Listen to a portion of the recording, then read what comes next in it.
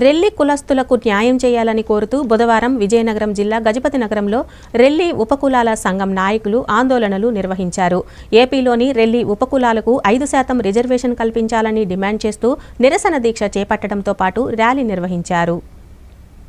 విజయనగరం జిల్లా గజపతి నగరంలోని ఏపీ రెల్లి ఉపకులాల సంఘం ఆధ్వర్యంలో నిరసన దీక్ష చేపట్టారు. రెల్లి కులస్తులకు న్యాయం చేయాలని కోరుతూ బుధవారం నిరసన దీక్ష చేపట్టడంతో పాటు ర్యాలీ నిర్వహించారు. అనంతరం 4 రోడ్ల కూడలిలో మానవహారంగా ఏర్పడ్డారు. ఈ సందర్భంగా రెల్లి ఉపకులాల గజపతి నగరం నియోజకవర్గ అధ్యక్షుడు గండ్రేటి రామారావు మాట్లాడుతూ 2011 జనాభా ప్రాతిపదికన ఎస్సీ వర్గీకరణ చేశారని, వర్గీకరణ అశాస్త్రీయంగా జరిగిందని ఆరోపించారు. ఎస్సీ వర్గీకరణను జిల్లా యూనిట్గా చేస్తామని చెప్పి రాష్ట్రం యూనిట్గా చేయడం వలన రెల్లి కులస్తులకు తీవ్రమైన అన్యాయం జరుగుతుందని ఆవేదన వ్యక్తం చేశారు. జిల్లా యూనిట్గా వర్గీకరణ చేస్తే రెల్లి కులస్తులకు కూడా న్యాయం జరుగుతుందని అన్నారు. 76,000 మంది ఉన్న రెల్లి కులస్తులకు 1%, 50,000 మంది ఉన్న మాదిగలకు 6% రిజర్వేషన్ ఇవ్వడం తీవ్రమైన అన్యాయమని తెలిపారు. ఆ 1% కూడా రెల్లి మహిళలకు కేటాయించారని, మిగిలిన వారి పరిస్థితి ఏంటని ప్రశ్నించారు. ప్రస్తుతం ఎస్సీ వర్గీకరణ వలన రెల్లి కులస్తులతో పాటు ఇతర ఉపకులాల వారికి కూడా అన్యాయం జరుగుతుందని అన్నారు. సమగ్రమైన పద్ధతిలో శాస్త్రీయంగా ఎస్సీ వర్గీకరణ చేసిన తర్వాతే నోటిఫికేషన్లు విడుదల చేయాలని డిమాండ్ చేశారు. ఈ కార్యక్రమంలో గజపతి నగరం నియోజకవర్గంలోని అన్ని మండలాల నుంచి రెల్లి కులస్తులు పెద్ద సంఖ్యలో పాల్గొన్నారు.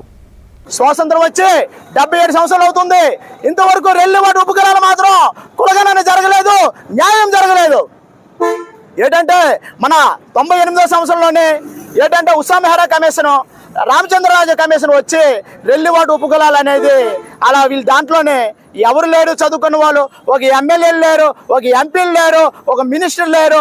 అంచనా మీద రెల్లివాడు ఉపకులాలు అనేది 1,02 లక్షలు ప్రభుత్వాన్ని చూపించడం వల్ల డాక్టర్ బిఆర్ అంబేద్కర్ రాసిన రాజ్యాంగంలోనే రిజర్వేషన్ ఫలాలు అనేది మేము విద్యా, ఉపాధి, రాజకీయంగా, ఆర్థికంగా కోల్పోయామయ్యా. అయితే ఆ టైంలోనే 98 సంవత్సరంలోనే రెల్లివాడు ఉపకులాలకి 1% ఇచ్చారయ్యా, మాల సోదరులకి 7 ఇచ్చారయ్యా, మాదిగ సోదరులకి 6 ఇచ్చారయ్యా. అప్పుడు అది కూడా ఒకటి కూడా రెల్లివాడు ఉపకులాలకి ఆడవాళ్ళు ఫస్ట్ ప్రిఫరెన్స్ అన్నారు.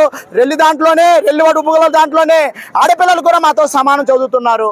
అప్పుడు 98 నుండి 2025 వరకు మన రెల్లివాడు ఉపకులాలు పురుషులందరికీ ఉద్యోగాలు లేక చాలా మంది వయోపరిమితి పెరిగిపోయి చాలా కుటుంబాలు రోడ్డును బారిన పడ్డారు.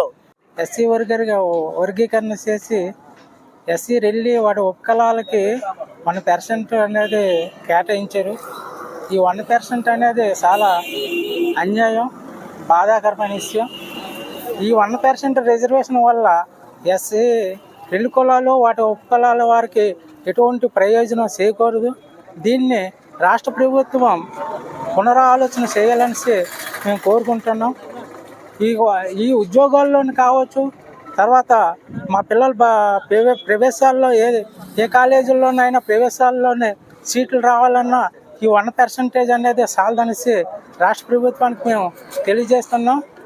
ఈ 1% రిజర్వేషన్ వల్ల మాకు ఉద్యోగాలు రావు, మా పిల్లలకి ఎటువంటి ప్రవేశాల్లో అవకాశాలు ఉండవు.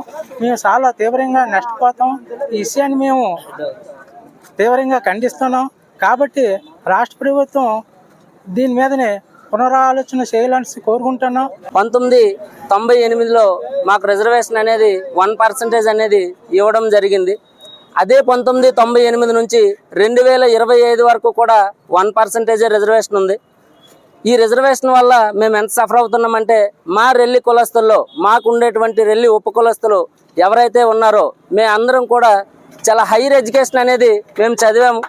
మాలో ఎంఏలు, బీఈడీలు, పిహెచ్డీలు కూడా చేసిన వాళ్ళు ఉన్నారు. ఎంత పిహెచ్డీలు, ఎంఏలు, బీఈడీలు చేసినప్పటికీ కూడా రిజర్వేషన్ కారణం వల్ల ఇప్పటికీ కూడా మా రెల్లి ఉపకుల జాతులు ఎవరైతే ఉన్నారో పారిశుద్ధ కార్మికులుగాను, అలాగే హోటల్స్లోను, అలాగే బయట చిన్న చిన్న ఉద్యోగాలు అనేది చేస్తున్నాం సార్. మేము ఇంత చదువులు చదివి కూడా మాకు రిజర్వేషన్ లేకపోయినందువల్ల మాకు చాలా బాధ కలిగిస్తుంది. మిగతా కులాలు ఏవైతే ఉన్నాయో వాళ్ళు రిజర్వేషన్ పరంగా ముందుకు వెళ్తున్నారు.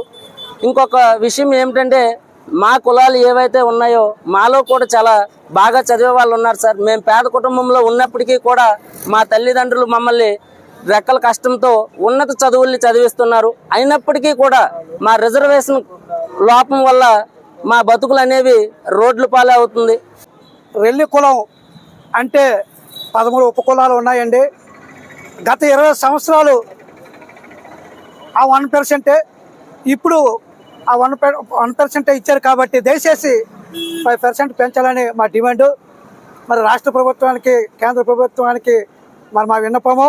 అలాగే చదువుకున్నటువంటి వాళ్ళందరూ కూడాను మరి నిరుద్యోగ మిగిలిపోయి కూలీలుగా పరిమితం అయిపోతున్నారు. కాబట్టి దయచేసి ఉన్నత మనసుతో ఆలోచించి మరి కులగణాలు మరి పెంచుతూ తగిన న్యాయం చేయాలని మరి గవర్నమెంట్ని కోరుతున్నాం.